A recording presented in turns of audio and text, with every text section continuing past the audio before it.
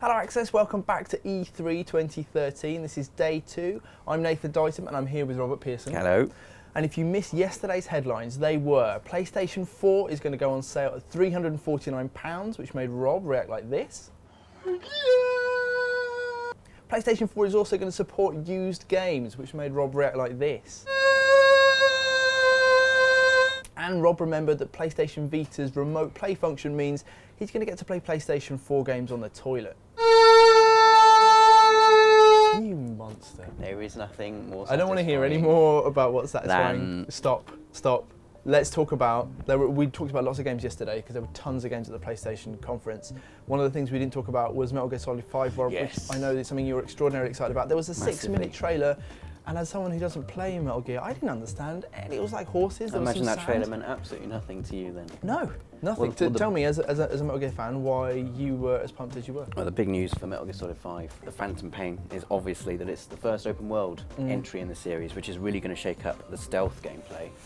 Yes. And even though I'm sure you didn't know about the story in No. that trailer, you probably did notice kind of some of the cool stealth aspects, like Snake on a horse, kind of how he kind of subtly leaned to one side. So good. those guards probably just said, Oh, it's just a horse, mate. look at that guy, it's just a horse guy. It's With fine. like a boot on the top of it.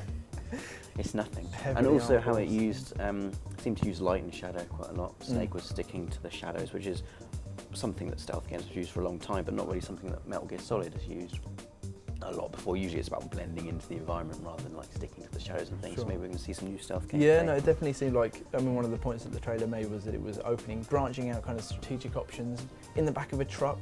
How so you don't get much more strategic And the than characters as well looked Tell really me about cool. the characters, dude, because this is something I always get confused about. Who is the main character in Metal Gear Solid 5? Because there are like 3 snakes. No, there's 4, but the main character in Metal Gear Solid 5 is Big Boss, Right. who's the original. He was the star of Metal Gear Solid 3, he was the star of Peace Walker. Okay. Metal Gear Solid 5 is set in 1984, Right. the main bulk of it. That is set after Peace Walker, and it's going to follow Big Boss.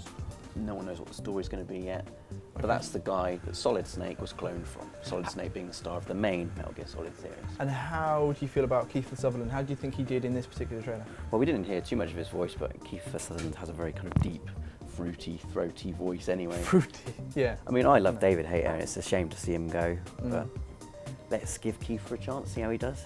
I'm sure he'll do really well. The other thing I noticed, Rob, was that there were lots of horses. Yeah. Now, They looked amazing. I would say, as an expert on these things, that they were probably the most impressive horses I've seen on PlayStation, and I've seen the horses in Uncharted 3 and Red Dead Redemption, and they were good. The And The flanks Last on of those Us is horses. a good horse in The Last of I Us. think they probably shared tech with Uncharted 3, but let me tell you, this to me it seems like one of the big themes of E3 2013 are animals, because obviously in Call of Duty Ghosts there are now dogs, but did you know, Obviously. since the announcement that Call of Duty Ghosts is going to feature lots of dogs, some other big games have come along and have also announced that they're going to be featuring dogs. Really? Yeah, watch this. I'll get in, and you'll never know.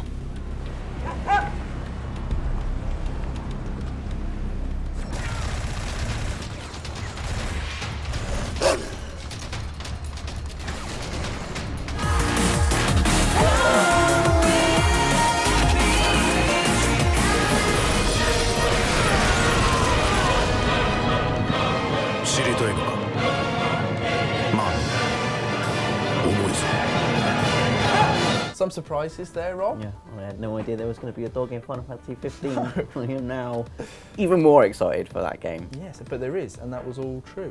We should talk about Infamous Second Son. Yes. Because this morning, both of us watched, there's a few minutes of gameplay footage on the PlayStation YouTube channel. We're beginning to see lots more PlayStation 4 gameplay footage now. On that channel, they're also planning to put up Killzone Shadowfall, Knack and Drive Club similar walkthroughs.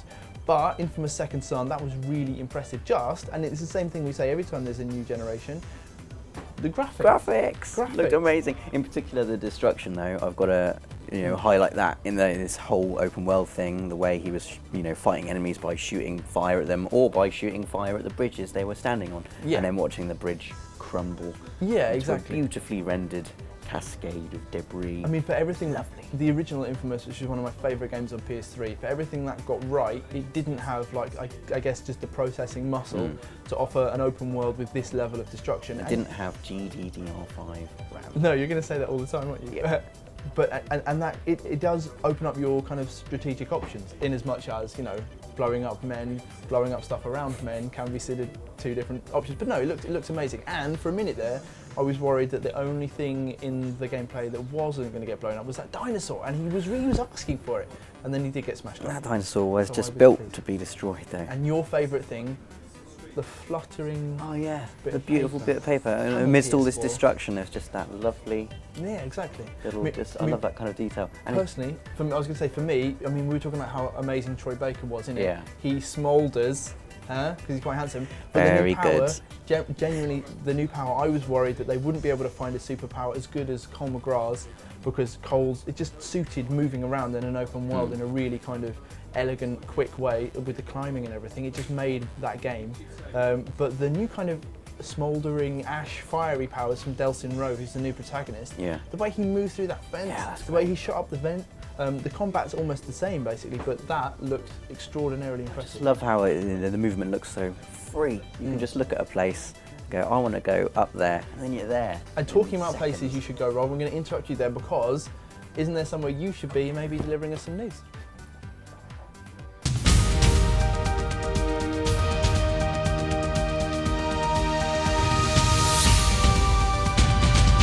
Good evening.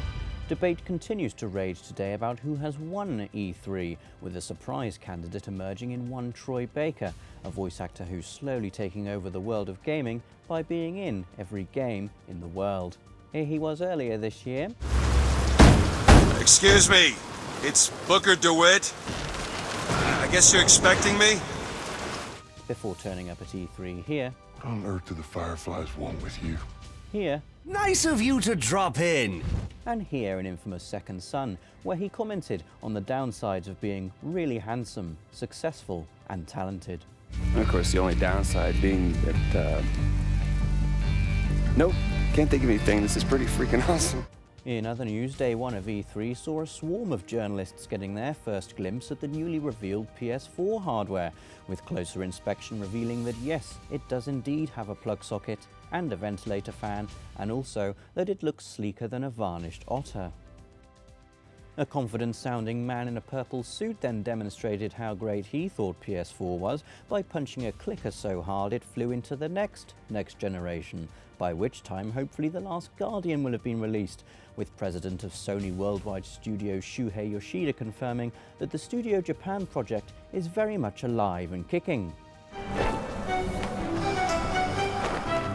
Alive and stabbing, on the other hand, is Final Fantasy XV, with an all-new gameplay trailer showcasing a glitzy battle setup that looks neither completely turn-based nor completely real-time, prompting some, mainly me, to dub the new approach the active stabbing in real-turn time fighting with bits of building system.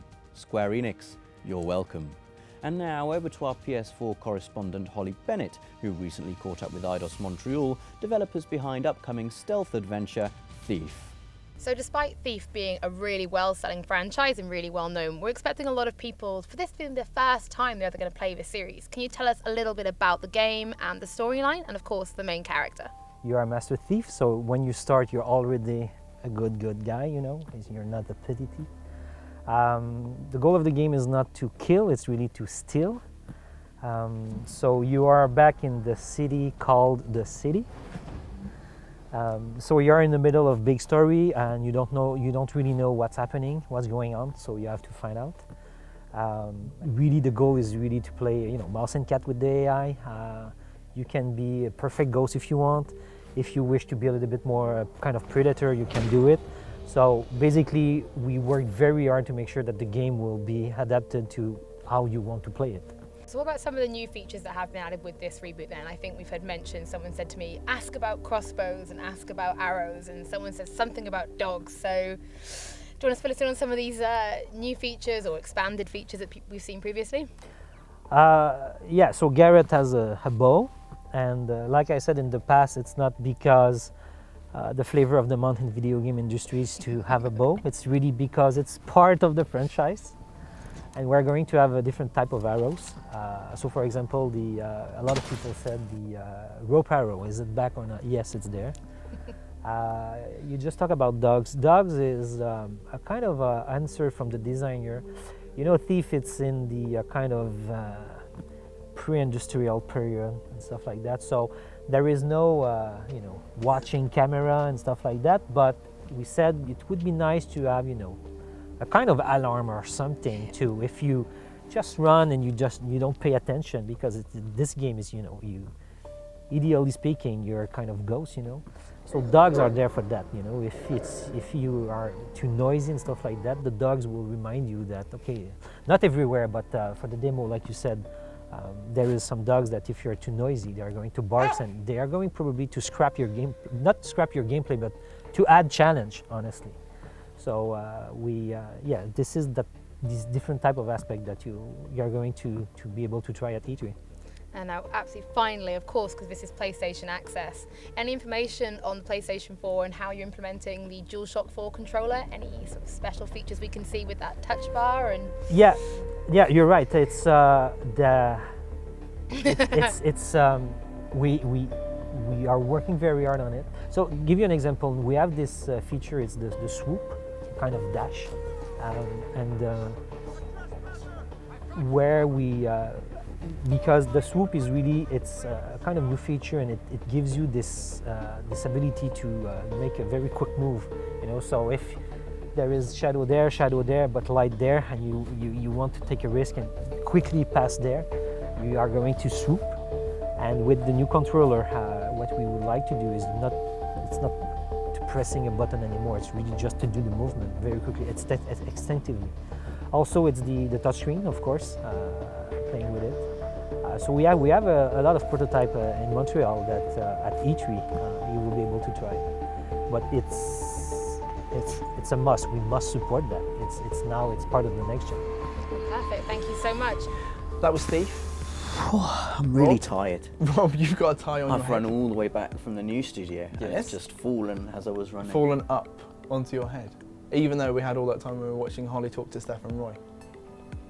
Good. We should talk, Rob. One of the things I wanted to broach was always at places like E3 on the big shows, you get big announcements, they grab all the headlines. There's always smaller things which make people like you and I extra happy. What's the kind of small surprise announcement that has made you happier than anything else? Oh, I think I'm going to have to say The Elder Scrolls Online coming to PS4. I was so happy when they announced that. Having watched that with you. I didn't think I was going to be able to play that game. Well, no, I can. Well, the exact thing that you said when we were watching it in the office was, I don't have to pretend not to be interested in this anymore, which made me, which really made me laugh. And so yeah, you're going to go adventuring. For me, it's probably Mirror's Edge 2. And not even, I mean, I'm excited about playing the game, but as much as anything, that made me really happy because it proved for everyone that was giving that game bad scores back in the day, they're idiots and I was right about it. And that's the important thing. And the other important thing is Trials Fusion coming to PlayStation 4. Yeah, it's the first time Trials has been on PlayStation 4. That game is amazing. I'm not going to be very good at it. I'm sure you and Dave will absolutely annihilate my times. Well, yeah, of course we will. Yeah. So that's been E3 Day 2, a day of horses, dogs and Ash. And we'll be back tomorrow with our final day from the conference. Bye.